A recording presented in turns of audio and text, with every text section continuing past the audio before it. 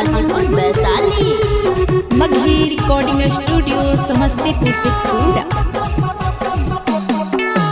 गिरिंडा पहाड़िया से कूद के गे छौरी हमें मरबौ।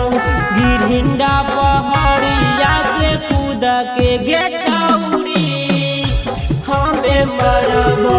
हे आगे चूटा की भर से नूराबा के छौरी चुटकी भर से नूराबा करी के तू जइही अपन धाराबा कैसे रहबौ। गिरिंडा पहाड़िया से कूद के गे छौरी हमें मरबौ। गिरिंडा पहाड़िया से कूद के गे छौरी हमें मरबौ।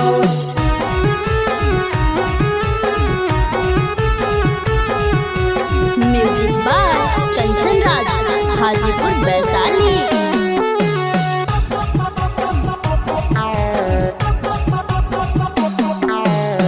फूटल करम हमर फूटी गेलौ भगी आगे हमनी दुनू के बीच में के लागल कौगी आगे। फूटल करम हमर फूटी गेलौ भगी आगे हमनी दुनू के बीच में के लागल कौगी आगे।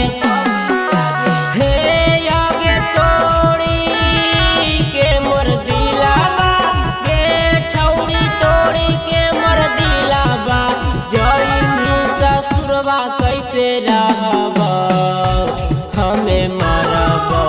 गिरिंडा पहाड़िया से कूद के गे छौरी हमें मरबौ। गिरिंडा पहाड़िया से कूद के गे छौरी हमें मरबौ।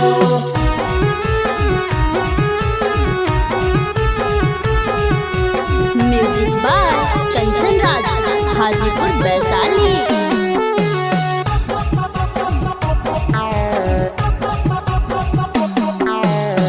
अखिया में लोर देनी दिलावा में दुख अगे हमरा बिना कैसे होतौ तोरा सुख अगे।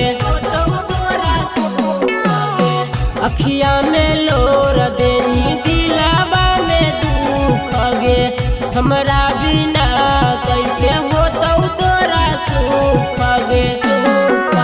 हे आगे गुडू के करे जाबा के छौरी गुडू के करे जाबा ले जइहे बानी के अचराबा कैसे रहबौ। गिरिंडा पहाड़िया से कूद के गे छौरी हमें मरबौ।